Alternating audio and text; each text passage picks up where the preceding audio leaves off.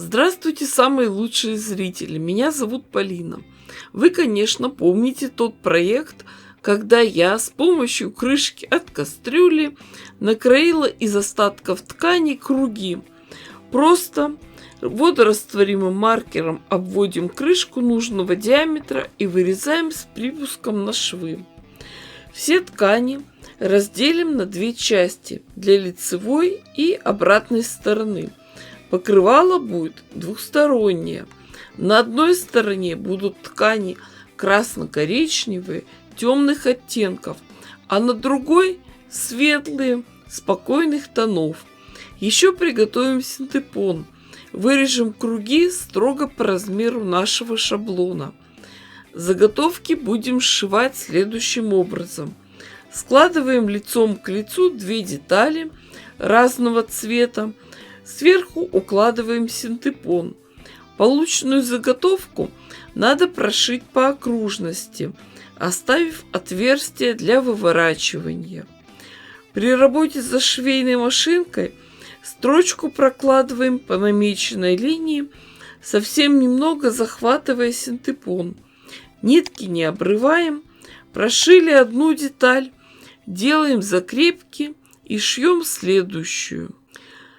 Подготовленные детали немного подравниваем, отрежем лишнее и сделаем небольшие надсечки по окружности.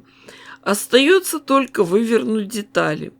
Отверстие зашьем просто на живую нитку. Наготовили, напекли такие блинчики. Для дальнейшей работы надо немного проутюжить, прошпарить края заготовок, чтобы они ровно лежали.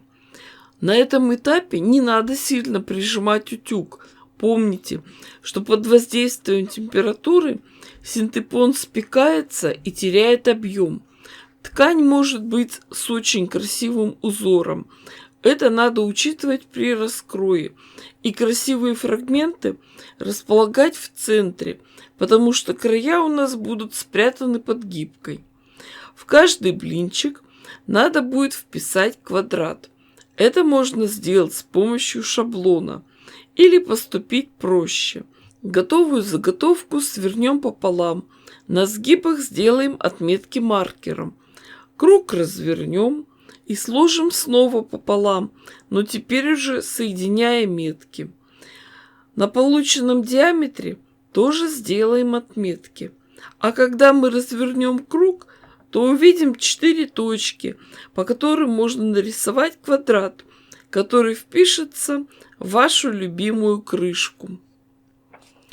Разложим заготовки в нужном порядке. У меня художественный беспорядок, единственный и неповторимый. Самое главное, что все цвета равномерно распределены, как с одной, так и с другой стороны. Сшивать будем сразу все полотно гирляндой. Сначала сошьем вместе детали первой и второй колонки. При работе складываем две детали темными сторонами внутрь. Совмещаем наши метки и шить будем по намеченным линиям.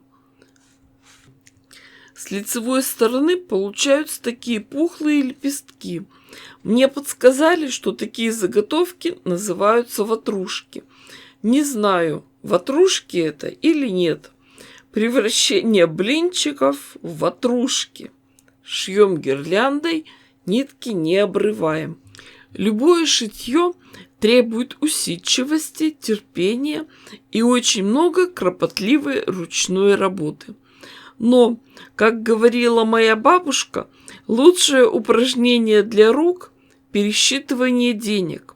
Снимает боль в суставах, нормализует давление, полностью убирает зубную и головную боль, улучшает зрение, аппетит, гардероб, внешний вид и жилищные условия. Смотрите, так выглядит полотно, прошитое вертикальными швами. Теперь надо его прошить по горизонтали.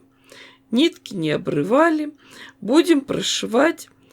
Все швы на месте, уголки хорошо стыкуются. После того, как все прошили, получается такое интересное полотно. Остается только отстрочить эти лепестки.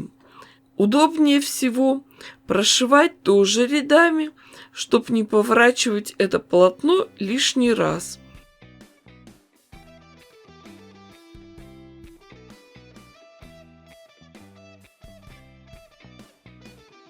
Дошили до конца ряда, развернули работу и закрепляем лепестки с другой стороны.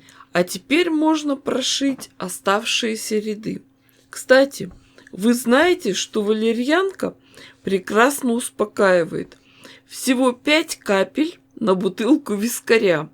И нервы как канаты. Вот что у меня получилось. Но, как вы помните, немного раньше я уже шила на пробу полотно в такой технике. А сейчас мне надо их соединить в одно большое изделие.